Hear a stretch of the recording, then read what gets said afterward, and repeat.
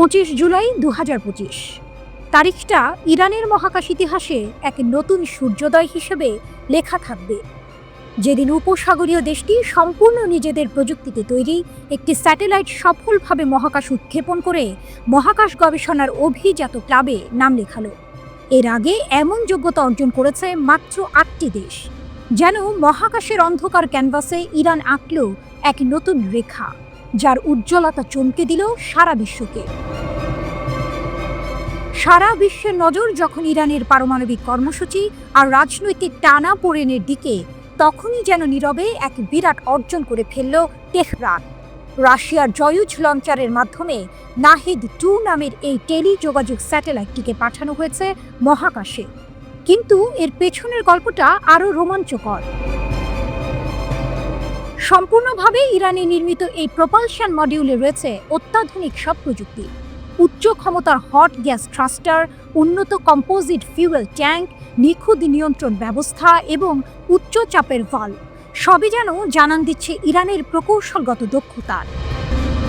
Iranian space agency ISA এর কর্মকর্তারা বলছেন, নাহিদ-2 স্যাটেলাইটটি তার নিজস্ব প্রপালশন সিস্টেম দিয়ে সজ্জিত, যা কক্ষপথের উচ্চতা সর্বোচ্চ 50 কিলোমিটার পর্যন্ত সামঞ্জস্য করতে পারে। এটি কক্ষপথের ক্ষয়রোধে একটি গুরুত্বপূর্ণ বৈশিষ্ট্য, যা স্যাটেলাইটের কার্যকাল বাড়িয়ে তোলে। রাশিয়ার একটি কসমোড্রোম থেকে সফলভাবে উৎক্ষেপিত এই স্যাটেলাইটটির ওজন মাত্র 110 কেজি। ভূপৃষ্ঠ থেকে 500 কিলোমিটার উচ্চতায় এটি পৃথিবীকে প্রদক্ষিণ করবে এবং এর আয়ুষ্কাল ধরা হয়েছে 2 বছর। মহাকাশে ইরানের কৌশলগত পদচিহ্ন। নাহিদ-2 এর এই উৎক্ষেপণকে মহাকাশে নিজেদের অবস্থান জানান দেওয়ার জন্য ইরানের দীর্ঘমেয়াদী কৌশলের এক মাইলফলক হিসেবে দেখা হচ্ছে। বিশেষ করে স্যাটেলাইট যোগাযোগ এবং পৃথিবীর নিম্ন কক্ষপথে স্যাটেলাইট গুচ্ছ তৈরির ক্ষেত্রে এই অর্জন অত্যন্ত গুরুত্বপূর্ণ। ইরানের তথ্য ও যোগাযোগ প্রযুক্তি মন্ত্রণালয় এই স্যাটেলাইটকে জাতীয় স্যাটেলাইট যোগাযোগ নেটওয়ার্ক উন্নয়ন, দেশীয় LEO নক্ষত্রমণ্ডলী গঠন এবং ভবিষ্যতের উচ্চ কক্ষপথ মিশনের প্রস্তুতির জন্য একটি গুরুত্বপূর্ণ পদক্ষেপ বলে অভিহিত করেছে। ISA প্রধান হাসান সালাউরিয়ে আগেই জানিয়েছিলেন, 2025 সালে ইরানের বেশ কয়েকটি স্যাটেলাইট উৎক্ষেপণের পরিকল্পনা রয়েছে, যার মধ্যে জাফর-1, পায়াম এবং এই নাহিদ-2 রয়েছে। সবচেয়ে আকর্ষণীয় তথ্য হলো, নাহিদ স্যাটেলাইটের মাধ্যমে পরবর্তী প্রজন্মের নকশা ইতিমধ্যেই শুরু হয়ে গেছে। ইরানের পরিকল্পনা রয়েছে ভবিষ্যতে নিজস্ব লঞ্চ ভেহিকল ব্যবহার করে এই স্যাটেলাইটগুলো উৎক্ষেপণ করার। যদি এই পরিকল্পনা সফল হয়, তবে মহাকাশ শক্তিতে ইরান এক নতুন উচ্চতায় পৌঁছবে। নাহিদ-2 এর সফল উৎক্ষেপণের মাধ্যমে ইরান এখন স্বতন্ত্রভাবে টেলিযোগাযোগ স্যাটেলাইটের নকশা, উৎপাদন ও পরিচালনা করতে সক্ষম এমন কয়েকটি দেশের তালিকায় নিজের নাম লেখালো। তেহরান এই অর্জনকে তাদের জাতীয় বৈজ্ঞানিক স্থিতিস্থাপকতা এবং কৌশলগত অগ্রগতির প্রতীক হিসেবে তুলে ধরছে। আমেরিকার সাপ্তাহিক ম্যাগাজিন নিউজউইক একটি প্রতিবেদনে লিখেছে, পারমাণবিক আলোচনা যখন আবার শুরু হওয়ার পথে, তখন পশ্চিমা শক্তিগুলো ইরানের মহাকাশ কার্যক্রমকে আরও নিবিড়ভাবে পর্যবেক্ষণ করবে। বিশেষ করে রাশিয়ার সাথে ইরানের আন্তর্জাতিক সহযোগিতার বিষয়গুলো পশ্চিমা দেশগুলোর মাথা ব্যথার কারণ হতে পারে। এই স্যাটেলাইট উৎক্ষেপণ কি ইরানকে আরও একঘরে করে তুলবে, নাকি এটি তাদের ভূ রাজনৈতিক প্রভাব বাড়ানোর এক নতুন হাতিয়ার হবে? মহাকাশের এই নতুন খেলোয়াড় কিভাবে তার অর্জনকে কাজে লাগায়, সেটাই এখন দেখার বিষয়।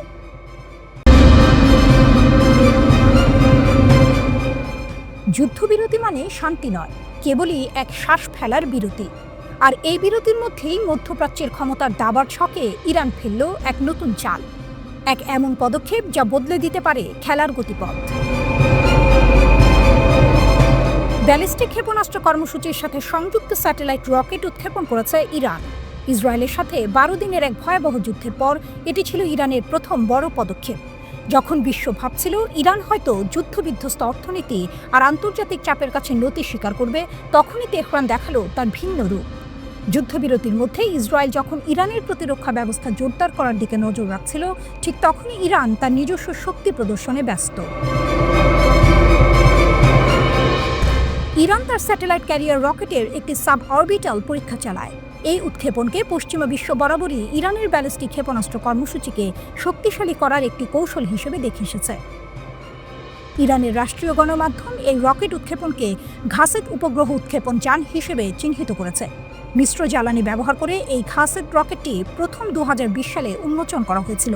এটি কেবল একটি প্রযুক্তিগত পরীক্ষা ছিল না, ছিল এক নীরব বার্তা, ইরান তার নিজস্ব পথে অবিচল। রকেটের উৎক্ষেপণ স্থান বা উড্ডয়নের পরামিতি সম্পর্কে কোনো বিস্তারিত বিবরণ প্রকাশ করা হয়নি। এই নীরবতাই যেন ইরানের কৌশলগত শক্তির এক অংশ।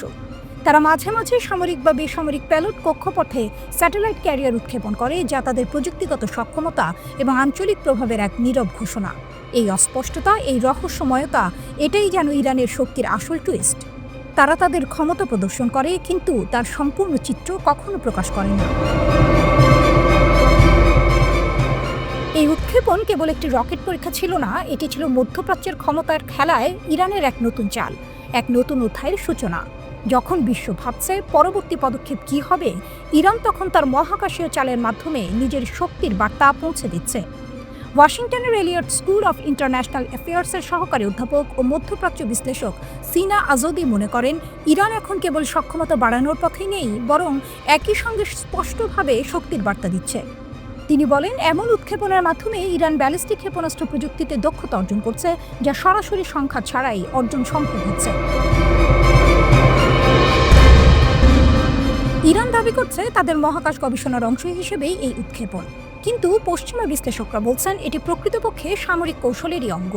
ব্রিটিশ সেনাবাহিনীর সাবেক কর্মকর্তা অ্যান্ড্রু ফ্রক্স জানান, ইরান এই উৎক্ষেপণের মাধ্যমে বুঝিয়ে দিচ্ছে যে দীর্ঘমেয়াদী সামরিক পরিকল্পনা এখনও বহাল রয়েছে, এমনকি বিকল্প পথে তারা শক্তি ধরে রাখার চেষ্টায় রয়েছে। 2024 সালের জানুয়ারিতে ইরান সোরা স্যাটেলাইট উৎক্ষেপণ করেছিল কায়েম 100 রকেট ব্যবহার করে। সে সময়ে ইউরোপীয় দেশগুলো উদ্বেগ প্রকাশ করেছিল। তারা বলেছিল এই উৎক্ষেপণ যান দূরপাল্লার ক্ষেপণাস্ত্র প্রযুক্তির ভিত্তিতে তৈরি। মার্কিন গবেষণা সংস্থা ইউনাইটেড এগেইনস্ট নিউক্লিয়ার ইরানের কাসরা আরাবি বলেন, কাসেদ উৎক্ষেপণ ইউরোপের জন্য এক ধরনের সতর্ক সংকেত। ইরানের সামরিক সক্ষমতা রুখতে জাতিসংঘের স্ন্যাপব্যাক নিষেধাজ্ঞা পুনরায় কার্যকর করার সময় এখন।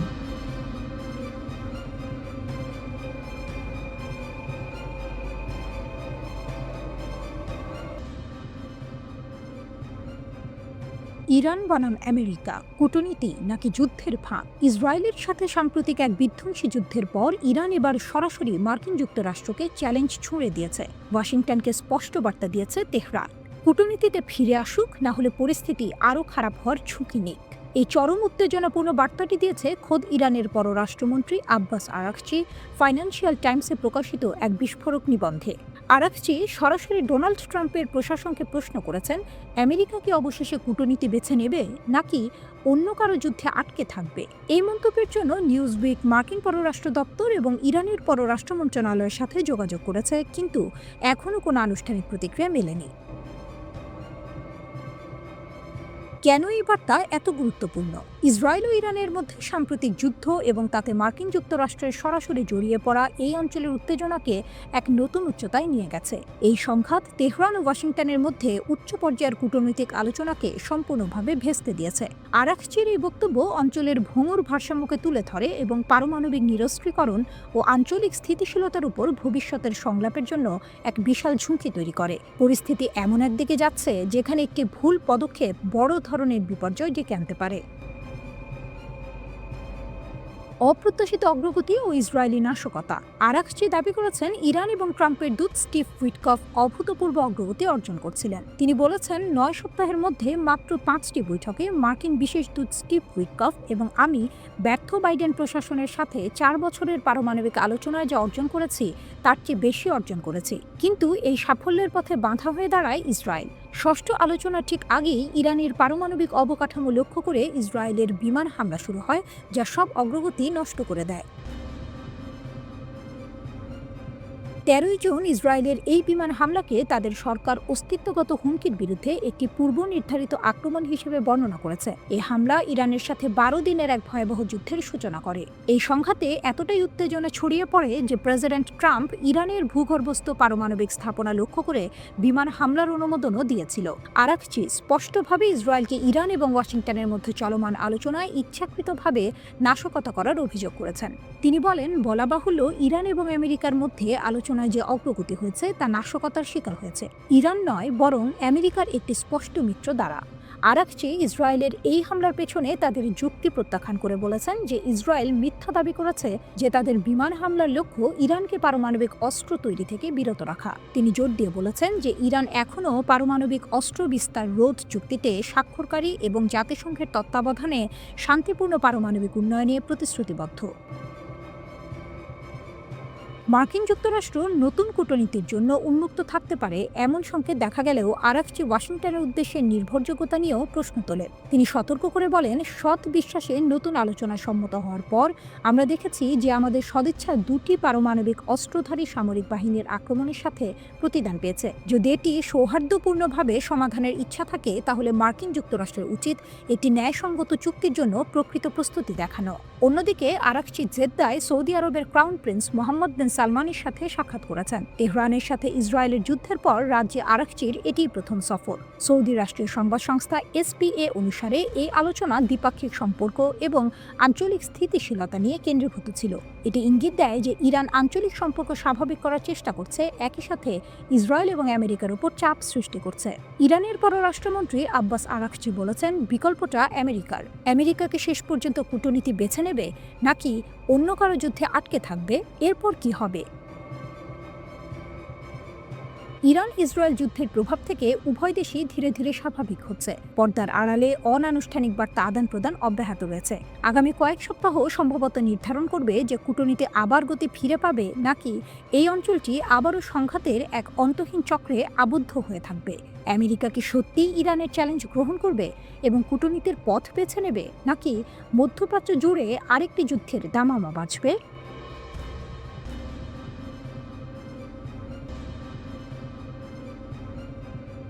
গাজায় ইসরায়েলি আগ্রাসনের বিরুদ্ধে যেন নতুন মোড় নিয়েছে প্রতিরোধ। হামাসের সামরিক শাখা আল কাসাম ব্রিগেড এবং ইসলামিক জিহাদের সামরিক শাখা আল কুদস ব্রিগেড সম্মিলিতভাবে ইসরায়েলি ট্যাঙ্ক ও সামরিক যানের উপর একের পর এক হামলা চালিয়ে যাচ্ছে।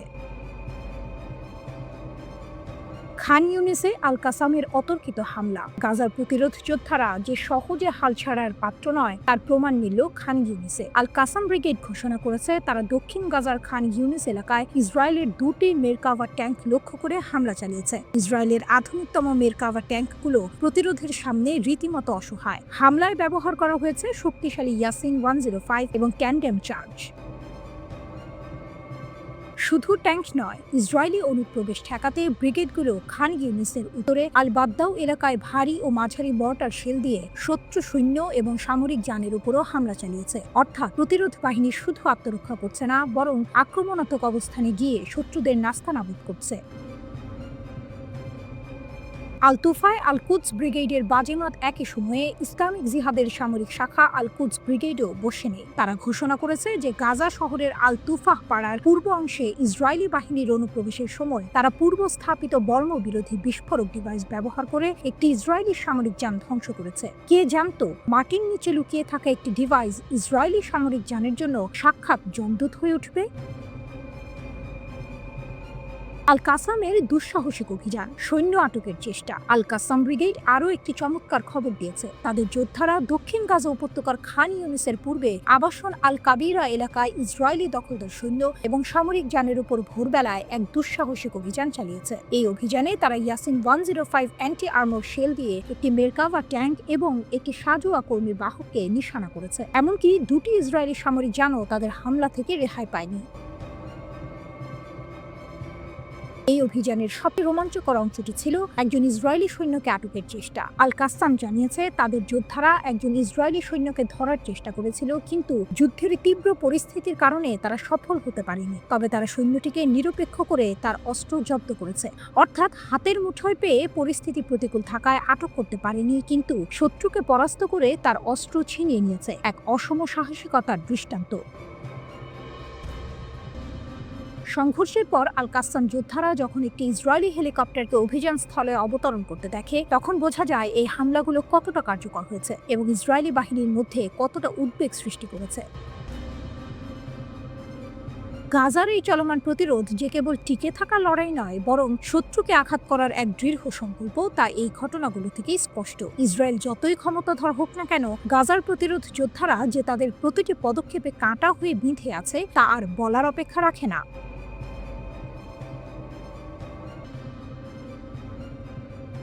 গাজার সমর্থনে যেন যুদ্ধের ক্ষেত্রটা ক্রমশই বিস্তৃত হচ্ছে। ইসরায়েলের প্রধান বিমানবন্দর বেন গুরিয়ন আবারও সরাসরি ইয়েমেনি সশস্ত্র বাহিনী YAF এর ক্ষেপণাস্ত্র হামলার আওতায় এসেছে। কে ভেবেছিল ভূমধ্য সাগর থেকে অনেক দূরে থাকা ইয়েমেন ইসরায়েলের কেন্দ্রে এমন আঘাত হানতে পারে? বেন গুরিয়নে জুলফিকারের আঘাত। ইয়েমেনি সশস্ত্র বাহিনীর মুখপাত্র ব্রিগেডিয়ার জেনারেল ইয়াহিয়া সারি নিশ্চিত করেছেন তারা সফলভাবে বেন গুরিয়ন বিমানবন্দরে একটি সুনির্দিষ্ট সামরিক অভিযান চালিয়েছে। এই হামলায় ব্যবহার করা হয়েছে শক্তিশালী জুলফিকার ব্যালিস্টিক ক্ষেপণাস্ত্র। ইসরায়েলি প্রতিরক্ষা বাহিনী দাবি করেছে এই ক্ষেপণাস্ত্র আক্রমণ সফলভাবে প্রতিহত করা হয়েছে। তবে ইয়েমেনের সশস্ত্র বাহিনীর দাবি এই হামলার প্রভাব ছিল ব্যাপক। ইয়াহিয়া সারি জানিয়েছেন ইসরায়েলের ৩০০টিরও বেশি শহরে অ্যালার্ম সাইরেন বেজে ওঠে। এর ফলে লক্ষ লক্ষ ইসরায়েলিকে বাধ্য হয়ে আশ্রয় কেন্দ্রে যেতে হয়। শুধু তাই নয়, বেন গুরিয়ন বিমানবন্দরের সমস্ত বিমান চলাচল বন্ধ করে দিতে হয়। এই একটি সফল হামলা ইসরায়েলের আকাশপথে বড় ধরনের বিপর্যয় সৃষ্টি করেছে। ইয়াহিয়া সারি জোর দিয়ে বলেছেন, গাজা উপত্যকার বিরুদ্ধে ইসরায়েলের আগ্রাসন বন্ধ না হওয়া পর্যন্ত তারা এই সামরিক অভিযান চালিয়ে যাবে এবং নৌ অবরোধ বজায় রাখবেন।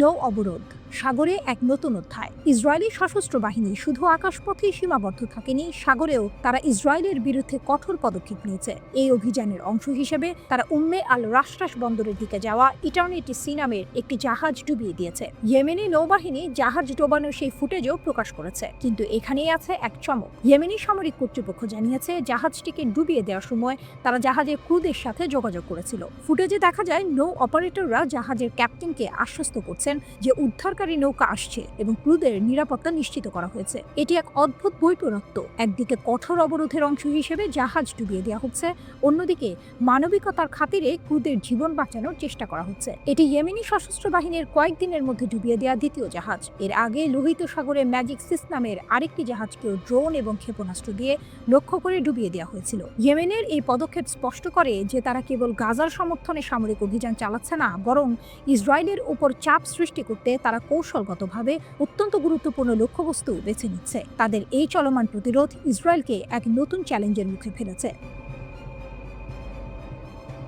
ইয়েমেনের সশস্ত্র বাহিনী ঘোষণা করেছে ইসরায়েল সম্পর্কিত কোম্পানির মালিকানাধীন সব জাহাজ এখন থেকে তাদের বৈধ লক্ষ্যবস্তু। তারা দাবি করে গাজায় আগ্রাসন বন্ধ না হওয়া এবং অবরোধ না ওঠা পর্যন্ত ইসরায়েলি নৌ চলাচল বন্ধ রাখতে প্রতিশ্রুতিবদ্ধ। ইয়েমেনের এই নতুন সক্ষমতা ইসরায়েলি দখলদারের জন্য একটি বড় সংকেত, যা ইঙ্গিত দেয় এই অঞ্চলে ইসরায়েলের ক্ষমতা ক্রমেই সীমিত হচ্ছে এবং তারা প্রতিরোধ অক্ষের চাপের মুখে পড়েছে। রাজনৈতিক বিশ্লেষকদের মতে ইয়েমেনের সাম্প্রতিক সামরিক সক্ষমতা ও দৃঢ়তা স্পষ্ট করে যে ইরানের প্রতিরোধ অক্ষের হাতে এখনো শক্তিশালী কার্ড রয়েছে, যা এখনো পুরোপুরি খেলা হয়নি।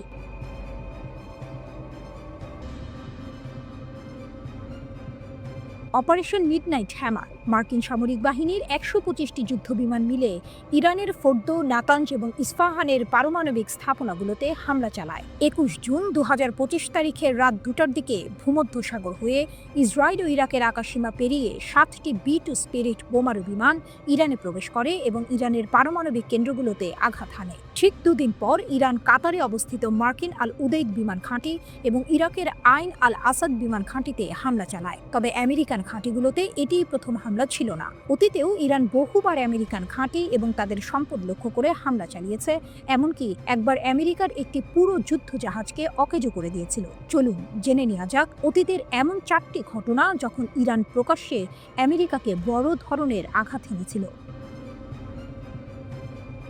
কাসেম সোলেমানির হত্যার প্রতিশোধ। আইন আল আসাদ বিমান ঘাঁটিতে হামলা। ৩ জানুয়ারি ২০২০ তারিখে বাগদাদ বিমানবন্দরে মার্কিন ড্রোন হামলায় ইরানের শীর্ষ জেনারেল কাসেম সোলেমানি নিহত হন। তার মৃত্যুর খবর ইরানি শোকের আবহ তৈরি করে এবং ইরান এর প্রতিরোধ নেওয়ার সিদ্ধান্ত নেয়। যখন সবাই ভাবছিল যে ইরান কেবল বাগাড়ম্বর করবে, তখন ইরান সিদ্ধান্ত নিল যে এবার জবাব হবে সরাসরি ক্ষেপণাস্ত্রের মাধ্যমে। ইরান প্রকাশ্যে আমেরিকাকে হুমকি দিয়ে বলেছিল যে আমেরিকা আমাদের সেনাপতিকে মেরেছে, এবার তাকে এর মূল্য দিতে হবে। আইন আল আসাদ বিমান ঘাঁটি ইরাকের পশ্চিমাঞ্চলে অবস্থিত আমেরিকার একটি অত্যন্ত গুরুত্বপূর্ণ ঘাঁটি। সোলেমানি হত্যার মাত্র 6 দিন পর 8 জানুয়ারি 2020 তারিখে রাত 1:20 ডজন খানেক ফাতা এবং কিয়াম ব্যালিস্টিক ক্ষেপণাস্ত্র আকাশে দেখা যায় এবং সেগুলো আমেরিকান বিমান ঘাঁটিতে আগুনের মতো বর্ষিত হয়। ইরানের এই হামলা এতটাই সুনির্দিষ্ট ছিল যে এই ক্ষেপণাস্ত্রগুলো আমেরিকান ঘাঁটির জ্বালানি ডিপো, বিমান আশ্রয়কেন্দ্র এবং কমান্ড পোস্টকে নিখুঁত নির্ভুলতার সাথে আঘাত করে। সবচেয়ে আশ্চর্যের বিষয় ছিল একটি ক্ষেপণাস্ত্র লক্ষ্যভ্রষ্ট হয়নি।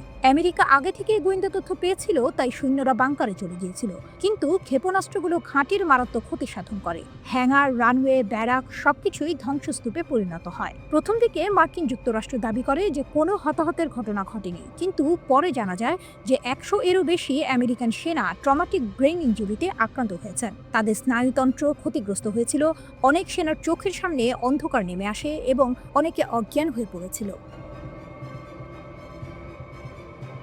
RQ-4 গ্লোবাল হক ড্রোন ধ্বংস, আকাশের গর্ব যখন ছাই হলো। এর 1 বছর আগেও এমন একটি ঘটনা ঘটেছিল যখন ইরান আমেরিকাকে যোগ্য জবাব দিয়েছিল। 2019 সালের জুন মাসের এক শান্ত রাতে ইরানের আকাশসীমায় প্রবেশ করে একটি আমেরিকান ড্রোন RQ-4 গ্লোবাল হক, কিন্তু মাত্র 20 সেকেন্ডের মধ্যেই ইরান আমেরিকার এই গর্বকে আগুনে পরিণত করে দেয়। এই ড্রোনটি ইরানের সীমার ভেতরে 70,000 ফুট উচ্চতায় উঠছিল, যেখানে সাধারণ বিমান প্রতিরক্ষা ব্যবস্থা কাজ করে না। কিন্তু ইরান তাদের সেভত ক্ষেপণাস্ত্র ব্যবস্থা ব্যবহার করে ড্রোনটিকে লক করে এবং গুলি করে। আমেরিকা কল্পনাও করতে পারেনি যে ইরানের ক্ষেপণাস্ত্র ব্যবস্থা 70,000 ফুট উচ্চতা পর্যন্ত কাজ করবে। আমেরিকান পতাকাবাহী জাহাজে হামলা, চ্যালেঞ্জ যখন প্রকাশ্যে আসে। 16 October 1987 MVC Sea Isle City এমনই একটি কুয়েতি জাহাজ ছিল যাকে রিফ্ল্যাক্ট করে আমেরিকান করে দেওয়া হয়েছিল। ইরান একটি চীনা তৈরি সিলওয়ার্ম ক্ষেপণাস্ত্র নিক্ষেপ করে, যা সরাসরি জাহাজের ব্রিজে আঘাত হানে। এটি ছিল 3000 কেজি ওজনের একটি সাবসনিক ক্ষেপণাস্ত্র যা 120 কিলোমিটার পর্যন্ত লক্ষ্যবস্তুকে আঘাত করতে সক্ষম ছিল। এটি ছিল কোনো আমেরিকান পতাকাবাহী জাহাজের উপর ইরানের প্রথম হামলা। আমেরিকান ফ্ল্যাগশিপে হামলা করার মানে ছিল যে ইরান একটি পরাশক্তির আত্মবিশ্বাসকে চ্যালেঞ্জ করেছে। মার্কিন যুদ্ধ জাহাজ ধ্বংস, সমুদ্রের তলায় লুকিয়ে থাকা বিপদ। 14 এপ্রিল 1988 তারিখে অপারেশন আর্নেস্ট উইল চলাকালীনই মার্কিন নৌবাহিনীর একটি গাইডেড মিসাইল যুদ্ধ জাহাজ, যা USS স্যামুয়েল বি রবার্টস নামে পরিচিত ছিল, অপারেশনে অংশ নিতে মাত্রই এসেছিল এবং পারস্য উপসাগরের মাঝখানে সেটি একটি ইরানি কন্ট্যাক্ট মাইনের শিকার হয়। $500 মূল্যের একটি মাইন $100 মিলিয়ন একটি জাহাজকে ধ্বংস করে দেয়। ইতিহাস সাক্ষী যে ইরানে যখন থেকে মার্কিনপন্থী সরকারের পতন হয়েছে, তখন থেকে বিভিন্ন নিষেধাজ্ঞা আরোপ এবং তাদের বিরুদ্ধে চাপ সৃষ্টি করা সত্ত্বেও তারা আমেরিকার মতো পরাশক্তিকেও জবাব দিতে দ্বিধা করে না। বিশ্বজুড়ে গোপন চীনা অস্ত্রের বাজার, নীরব খেলোয়াড় বেইজিং। ইউক্রেন যুদ্ধকে বলা হচ্ছে বিশ্বের প্রথম ড্রোন যুদ্ধ, আর এর ফুটেজ সব কথা বলে দেয়। ড্রোনগুলো পরীক্ষার উপর দিয়ে দ্রুত চলে যাচ্ছে, কোয়াডকপ্টারগুলো গ্রেনেড ফেলছে, বিস্ফোরক সরাসরি ট্যাঙ্কের হ্যাচে গিয়ে আঘাত হানছে। সামরিক বিশ্লেষকরা একে যুদ্ধের এক নতুন যুগ বলে অভিহিত করেছেন। ইউক্রেন গ্রাহক ড্রোন নিয়ে বেশ উন্নতি করেছিল এবং ইউরোপীয় সরবরাহকারীদের সাথে চুক্তি ছিন্ন করেছে, কিন্তু প্রশ্ন হলো রাশিয়া তার ড্রোনগুলো কোথা থেকে পাচ্ছিল? একটি নতুন তদন্তের উত্তর চমকে দিয়েছে। এর পেছনে আছে চীন। চীনের গোপন ড্রোন ব্যবসা, অ্যারোহিট ও হোটেল রোবোটিক্স। এই ড্রোন বৃদ্ধির পেছনে রয়েছে তুলনামূলকভাবে অস্পষ্ট রাশিয়ান কোম্পানি অ্যারোহিট, কিন্তু এখন দেখা যাচ্ছে প্রতি মাসে হাজার হাজার ফাস্টারসন ভিউ ড্রোন তৈরি হচ্ছে, আর এর মূলে রয়েছে একটি চীনা কোম্পানি হোটেল রোবোটিক্স। এই চীনা বেসামরিক ড্রোন প্রস্তুতকারক কোম্পানিটি বলেছে যে তারা 2022 সালে রাশিয়ার কাছে বিক্রি বন্ধ করে দিয়েছে, তবুও অভ্যন্তরীণ নথিগুলো অন্য কথা বলছে। দেখা যাচ্ছে রুশ প্রকৌশলীরা 2025 সালেও হোটেল রোবোটিক্সের কর্মীদের সঙ্গে কথা বলছিলেন। নিষেধাজ্ঞার অধীনে এই ধরনের বিক্রি কি অবৈধ? হ্যাঁ, অবশ্যই, কিন্তু এর প্রয়োগ বেশ জটিল, বিশেষ করে মধ্যস্থতাকারীদের কারণে। কিছু যন্ত্রাংশ মালয়েশিয়ার মাধ্যমে আসে, কিছু দুবাইয়ের মাধ্যমে, আবার কিছু কাজাখস্তান বা কিরগিজস্তানের শেল কোম্পানির মাধ্যমে আসে। নিষেধাজ্ঞা সত্ত্বেও চীনা কোম্পানিগুলো যন্ত্রাংশ বিক্রি চালিয়ে যাচ্ছে। ইরানও চীনা অস্ত্রের ক্রেতা, আর এটি কেবল ইউক্রেন যুদ্ধে সীমাবদ্ধ নয়। অন্যান্য প্রতিবেদনে বলা হয়েছে ইরানের অস্ত্রাগারেও চীনা অস্ত্র দেখা যাচ্ছে। ইসরায়েলের সঙ্গে 12 দিনের যুদ্ধে ইরান তার অস্ত্রাগারের ঘাটতি অনুভব করছিল। বেইজিং এখন সেই শূন্যস্থান পূরণ করছে। তারা ইরানের কাছে ভূমি থেকে আকাশে নিক্ষেপযোগ্য ক্ষেপণাস্ত্র ব্যাটারি পাঠাচ্ছে। এগুলি অত্যাধুনিক প্রতিরক্ষা ব্যবস্থা না হলেও ইরানের জন্য লক্ষ্য হলো তার বিমান প্রতিরক্ষা ব্যবস্থা জোড়া লাগানো, এবং চীন সেই প্রক্রিয়ায় সহায়তা করছে। ইরান কিভাবে এর জন্য অর্থ পরিশোধ করছে? প্রতিবেদনগুলি ইঙ্গিত দেয় যে তারা অস্ত্রের বিনিময়ে তেল বিক্রি করছে। সুতরাং ইউক্রেন এবং ইরান দুটি ভিন্ন যুদ্ধক্ষেত্রে চীনা অস্ত্র দেখা গেছে। সর্বত্র চীনা অস্ত্র, মধ্যপ্রাচ্য থেকে আফ্রিকা পর্যন্ত। আপনি যদি আরো বড় পরিসরে দেখেন তাহলে বুঝতে পারবেন চীনা অস্ত্র প্রায় সর্বত্রই রয়েছে। গাজায় চীনা ট্যাঙ্ক বিরোধী ক্ষেপণাস্ত্র দেখা গেছে। সিরিয়া এবং লিবিয়ায় বিদ্রোহী গোষ্ঠীগুলোর কাছেও চীনা তৈরি বিমান বিরোধী অস্ত্র রয়েছে। আফ্রিকায় চাঁদ এবং সুদানে চীনা হার্ডওয়্যার পাওয়া যায়। মিয়ানমারে সামরিক বাহিনী এবং বিদ্রোহীরা উভয় পক্ষই চীনা রাইফেল ব্যবহার করে। এর মানে হলো কিছু সংঘাতে চীন উভয় পক্ষকেই সরবরাহ করছে। চীনের প্রতিরক্ষা রপ্তানিকারকরা একটি সহজ নিয়ম অনুসরণ করে। আপনি যদি আমাদের অর্থ প্রদান করেন, আমরা সরবরাহ করব। আর এই নীতি কর্তৃত্ববাদী শাসন এবং অর্থের সংকটে থাকা সরকারগুলোর কাছে খুবই আকর্ষণীয়। এই সরবরাহগুলির বেশিরভাগই গোপনীয়, হয় তৃতীয় পক্ষের ডিলার বা শেল কোম্পানিগুলোর মাধ্যমে সম্পন্ন হয়। চীনা অস্ত্রের মান এবং বৈশ্বিক কৌশল। কিন্তু এখানে সবচেয়ে বড় প্রশ্ন হলো, এই অস্ত্রগুলো কি ভালো? এর উত্তর নির্ভর করে আপনি কাকে জিজ্ঞাসা করছেন তার উপর। চীন প্রায়শই যাকে রপ্তানি রূপ বলে তা সরবরাহ করে। এগুলি তাদের প্রধান অস্ত্রের কম উন্নত সংস্করণ, সস্তা এবং প্রচুর, তবে নির্ভরযোগ্যতা একটি সাধারণ অভিযোগ। এই চীনা অস্ত্রগুলোর সমস্যা রয়েছে। নাইজেরিয়ান সৈন্যরা তাদের চীনা ট্যাঙ্কগুলো ভেঙে যেতে দেখেছে। কিছু ক্ষেত্রে ক্লায়েন্টরা রাশিয়ান বা এমনকি পশ্চিমাদের কাছে ফিরে গেছে। কাগজে কলমে চীন বিশ্বের চতুর্থ বৃহত্তম অস্ত্র রপ্তানিকারক। মার্কিন যুক্তরাষ্ট্র, রাশিয়া এবং ফ্রান্সের পরে চতুর্থ স্থানে রয়েছে। মার্কিন প্যাট্রিয়ট ব্যর্থ। ইরানের ব্যালিস্টিক ক্ষেপণাস্ত্র আঘাত হানল আল উদেইদ ঘাঁটিতে। প্রায় 20 দিনের নীরবতা আর অস্বীকৃতির পর অবশেষে সত্য প্রকাশ পেল। কাতারে মার্কিন যুক্তরাষ্ট্রের সবচেয়ে বড় বিমান ঘাঁটি আল উদেইদে ইরানের একটি ব্যালিস্টিক ক্ষেপণাস্ত্র আঘাত হানতে সক্ষম হয়েছে। মার্কিন প্যাট্রিয়ট ক্ষেপণাস্ত্র প্রতিরক্ষা ব্যবস্থা এই ক্ষেপণাস্ত্রটিকে প্রতিহত করতে ব্যর্থ হয়, যা এতদিন ধরে মার্কিন যুক্তরাষ্ট্র গোপন রেখেছিল। স্যাটেলাইট ছবি প্রকাশের পর পেন্টাগন এই ঘটনা স্বীকার করতে বাধ্য হয়েছে। গত 23 জুন 2025 তারিখে ইরান কাতারের আল উদেইদ বিমান ঘাঁটিতে ক্ষেপণাস্ত্র হামলা চালায়। এই হামলা ছিল ইরানের পারমাণবিক স্থাপনায় মার্কিন হামলার প্রতিশোধ। ইরান এই অভিযানকে বিজয়ের আগমন নাম দিয়েছিল এবং হামলা চালানোর আগেই কাতার ও মার্কিন যুক্তরাষ্ট্রকে পূর্ব সতর্কীকরণ দিয়েছিল। পেন্টাগনের প্রধান মুখপাত্র শন পার্নেল নিশ্চিত করেছেন যে 23 জুন আল উদেইদ বিমান ঘাঁটিতে একটি ইরানি ব্যালিস্টিক ক্ষেপণাস্ত্র আঘাত হানে। বাকি ক্ষেপণাস্ত্রগুলি মার্কিন ও কাতারি বিমান প্রতিরক্ষা ব্যবস্থা দ্বারা প্রতিহত করা হয়েছিল। সৌভাগ্যবশত এই হামলায় কোনো হতাহতের ঘটনা ঘটেনি। স্যাটেলাইট চিত্রে ঘাঁটির নির্দিষ্ট স্থানাঙ্কে কালো চিহ্ন দেখা গেছে, যা ক্ষেপণাস্ত্র আঘাত হানার প্রমাণ।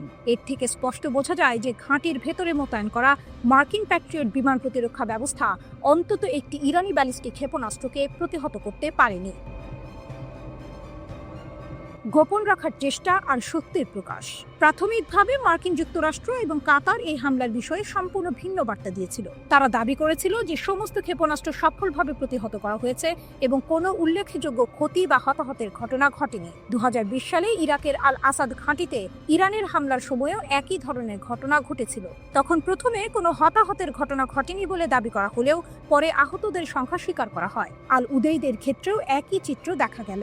গত 10 জুলাই 2025 তারিখে ইরান ইন্টারন্যাশনাল কর্তৃক প্রকাশিত স্যাটেলাইট চিত্রগুলোতে দেখা যায় যে ঘাঁটির একটি রেডম সম্পূর্ণরূপে ধ্বংস হয়ে গেছে।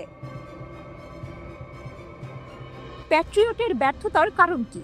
যদিও বেশিরভাগ ক্ষেপণাস্ত্রকে বাধা দেওয়ার ক্ষেত্রে প্যাট্রিয়ট সিস্টেমের সাফল্য তার কার্যকারিতাকে তুলে ধরে, তবে একটি ক্ষেপণাস্ত্রকে থামাতে না পারা আধুনিক বিমান প্রতিরক্ষা ব্যবস্থার দুর্বলতাগুলো সামনে এনেছে। ইরানের ব্যালিস্টিক ক্ষেপণাস্ত্র কেন প্যাট্রিয়ট ইন্টারসেপ্টর এড়িয়ে আল উদেইদ বিমান ঘাঁটিতে আঘাত হানল তার সুনির্দিষ্ট প্রমাণ নেই, তবে কিছু সম্ভাব্য কারণ ধারণা করা হচ্ছে। কৌশলগত বিষয় এবং উন্নত প্রযুক্তি। ইরান হয়তো রাডার এড়িয়ে যাওয়া প্রযুক্তি বা কৌশলগত দক্ষতা সম্পন্ন উন্নত ব্যালিস্টিক ক্ষেপণাস্ত্র ব্যবহার করেছে। তারা এমন একটি পথ বা সময় বেছে নিয়েছে যা প্যাট্রিয়ট সিস্টেমের জন্য বাধা দেয়া কঠিন ছিল। একাধিক লক্ষ্যবস্তু। যদি ক্ষেপণাস্ত্রটি একটি সমন্বিত আক্রমণের অংশ হয়ে থাকে, তাহলে প্যাট্রিয়ট সিস্টেম হয়তো একাধিক লক্ষ্যবস্তু দ্বারা আচ্ছন্ন হয়ে পড়েছিল, যার ফলে একটি ক্ষেপণাস্ত্র পিছলে যেতে পারে। পূর্ব সতর্কতা। ইরানের পূর্ব সতর্কতা যদিও কূটনৈতিক প্রতিরক্ষার প্রতিক্রিয়ার সময় কমানোর জন্য ব্যবহার করা হতে পারে। অপারেশনাল বা প্রযুক্তিগত চ্যালেঞ্জ। প্যাট্রিয়ট সিস্টেমে অপারেশনাল বা প্রযুক্তিগত ত্রুটি অথবা মার্কিন যুক্তরাষ্ট্র এবং কাতারি বাহিনীর মধ্যে সমন্বয়ের অভাব থাকতে পারে। প্যাট্রিয়ট ত্রুটিহীন নয়, বিশেষ করে কম ট্রাজেক্টরি বা রাডার প্রতি ব্যবস্থা সহ আধুনিক ক্ষেপণাস্ত্রগুলির বিরুদ্ধে।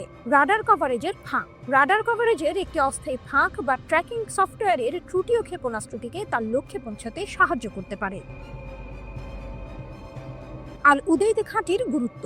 আল উদেইদ বিমান ঘাঁটি মধ্যপ্রাচ্যের বৃহত্তম মার্কিন সামরিক ঘাঁটি। 1996 সাল থেকে মার্কিন বাহিনী এই ঘাঁটি ব্যবহার করছে। কাতারের রাজধানী দোহার প্রায় 30 কিলোমিটার দক্ষিণ পশ্চিমে অবস্থিত এই ঘাঁটিতে প্রায় 10,000 মার্কিন সেনা এবং কাতারের বিমান বাহিনী, যুক্তরাজ্য ও অন্যান্য মিত্রবাহিনীর সদস্যরা রয়েছে। এটি মার্কিন কেন্দ্রীয় কমান্ড অভিযানের জন্য একটি প্রাথমিক কেন্দ্র হিসেবে কাজ করে, যা আফগানিস্তান, ইরাক এবং সিরিয়ার মতো অঞ্চলে বিমান এবং সরবরাহ মিশনগুলিকে সমর্থন করে। 2024 সালের জানুয়ারিতে মার্কিন যুক্তরাষ্ট্র এবং কাতার ঘাঁটিতে মার্কিন উপস্থিতি আরও 1 দশকের জন্য বাড়ানোর জন্য একটি চুক্তি স্বাক্ষর করে, যা এর কৌশলগত গুরুত্ব তুলে ধরে। ঘাঁটির একটি গুরুত্বপূর্ণ অংশ হল রেডন, যা modernised international terminal (MET) satellite যোগাযোগ ব্যবস্থাকে রক্ষা করে। এই সিস্টেমটি মার্কিন যুক্তরাষ্ট্রের বাইরে এই ধরনের প্রথম এবং সামরিক কর্মী ও কমান্ডের মধ্যে নিরাপত্তা যোগাযোগ নিশ্চিত করে।